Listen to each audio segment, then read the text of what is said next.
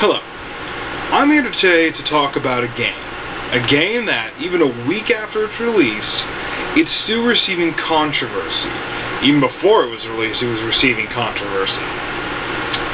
This is a game that is a reboot of a franchise that has been a favorite of mine ever since I picked up the first game. I have played number 1. I have, unfortunately, played number 2, which just really stunk. I have played number 3, which just really ruled. It was the best out of all of them. I liked it so much I actually got the soundtrack to it. I played number 4, which was good. I only played it about 2 times, but it was still a good game. I like this series so much, I actually have the prequel manga that lead up to number 3. I have the entire anime series, which whoever's a fan of this series has not seen it, totally check it out. Even if you're not an anime fan, it's worth a watch. It's about 12 episodes long, if I remember correctly. Remember off the top of my head, like I'm not gonna get up and walk over and check, but I believe it's about 12 episodes, 12 or 13, give or take.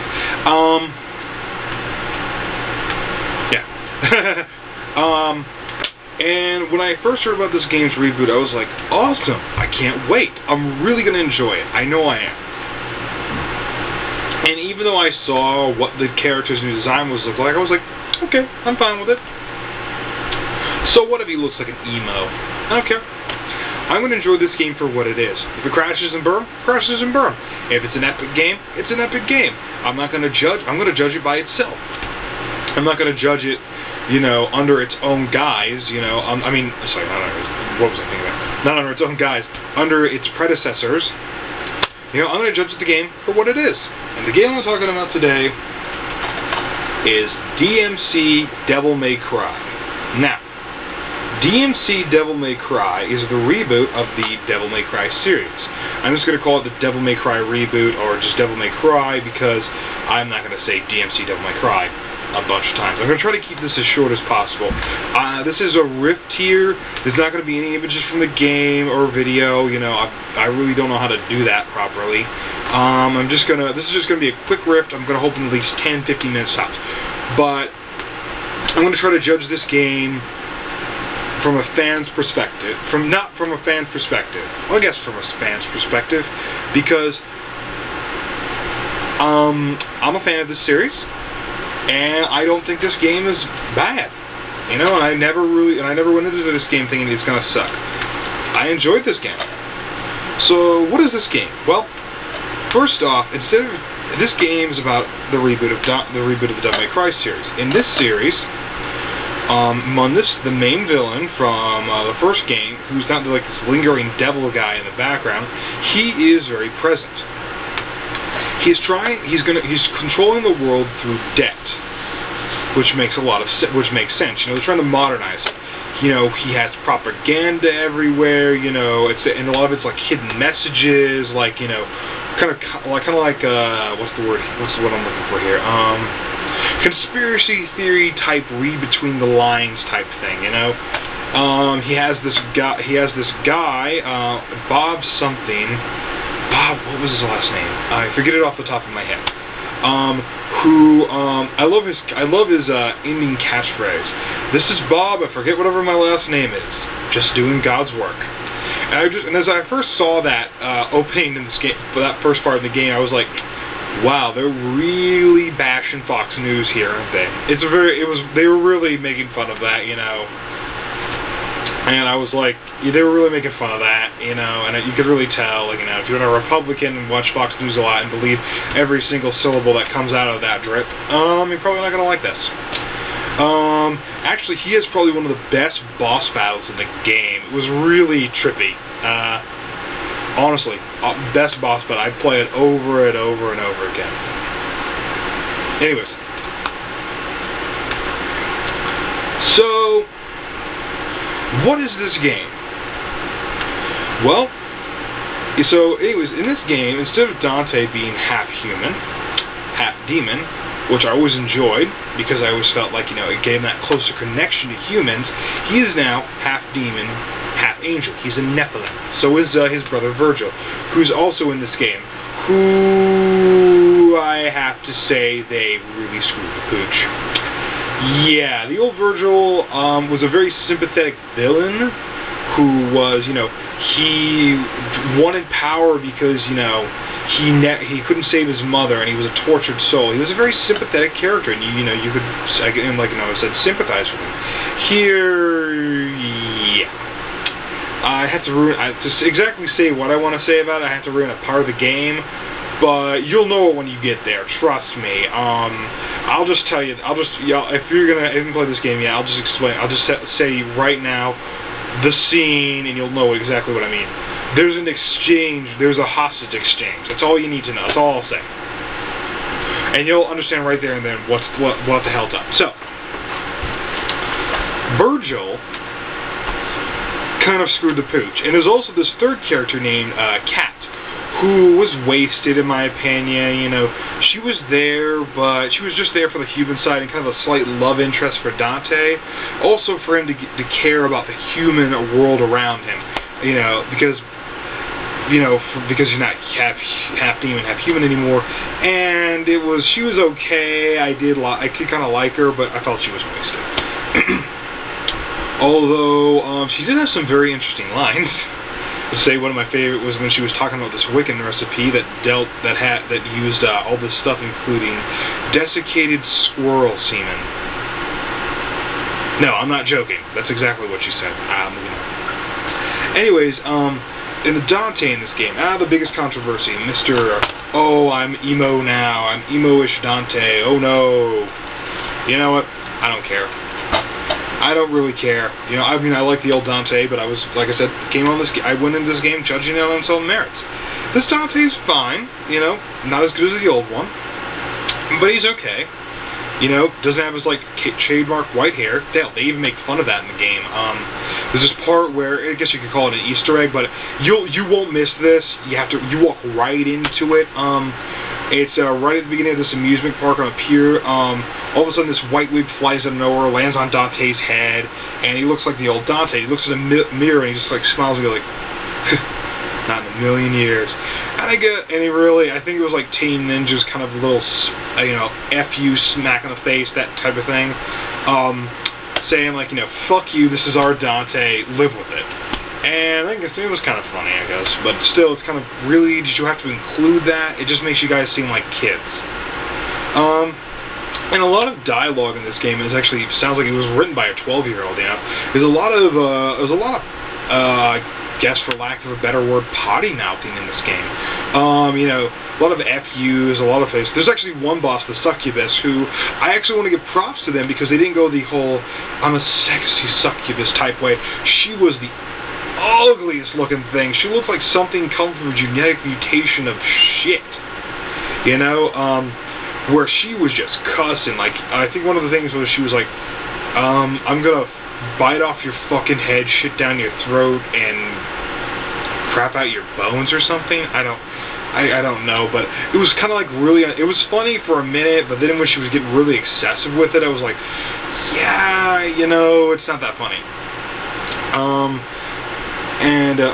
Actually getting to the boss battles for a quick second, they were great in this game. Epic, large scale, great boss battles that, weren't these really one little, dodge, jump. It required a little puzzle, a little know-it-all. They became kind of like mini puzzles in the game. Nothing too hard. You'd figure it out in an instant. You go what do I do? Oh, that's what I got to do. And, it's nothing that takes away from the gameplay. They really spend a lot of time with the boss battles. The level designs in this game. Dante spends the majority of his time, the gameplay time, in limbo. And the level designs of this game, I have to give Team Ninja an applause. They were awesome. Some of the best level designs I've seen. They took their time with this. Very good, very convincing, very awesome. Very just awesome. You have to see them for yourself. But they were really well thought out level designs for a platformer game and just really enjoyable. Now, the story of the game. Now, that's the one thing about Devil May Cry. The story's never was really its strongest suit. Mostly it was the gameplay, and I'll get to that in a minute. And the story was really good. Mundus, again, like I said, he's trying to control the world through debt. And, he's got, he's got propaganda going on. A Republican news station kind of spouting propaganda, control, and just a lot of things, you know. And is Dante fighting? Is he doing his old thing, like fighting demons for the sake of humans? No, the only thing he cares about is just killing demons for whatever sake and getting laid and whatnot. And, like I said, I kind of liked him, but really wasn't that good of a guy. Wasn't as good as the old Dante.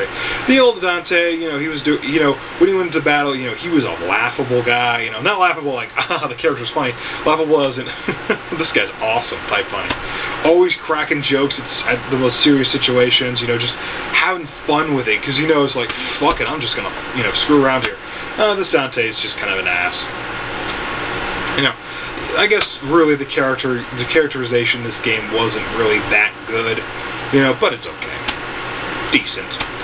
And, you know, it was okay. Now, the gameplay. This is where the core of the gameplay was. And I have to say, it's good. Really good. There are some things I wish they didn't really do. I made mistakes in this game, mostly because I can't remember, it's been a while since I played DMC, but I think the Y and X button for melee and gun shooting was switched, and I kept always, when I wanted to do melee buttons, I kept mashing the X button, but I was actually, like, you know, shooting or throwing hooks in this game, which is if you hold L or right trigger, you'll throw a hook, an either angelic hook or a demonic hook, and I'll get to that in a quick second. And I always screwed up, and that was more my fault. I don't blame the game developers on that. That was just more my screw up. So, niche on that. The one thing I will say that everybody's talking about, there was no lock-on feature, and in a game where there are multiple enemies surrounding you, and sometimes you need precision targeting, like, oh, I gotta get this guy up here, oh wait, oh fuck, no, I don't need this guy, oh fuck it, ah, damn it, that kind of thing, you know, it really is annoying. Now, and the no lock-on feature wasn't a really good idea. Now, and now, like I said, the gameplay was good. It wasn't great as old Devil May Cry, you know, because they had a lot of, it wasn't a lot. There was like a lot of combos, a lot of different weapons, very enjoyable. And you could level up these weapons to make them stronger and even more deadly.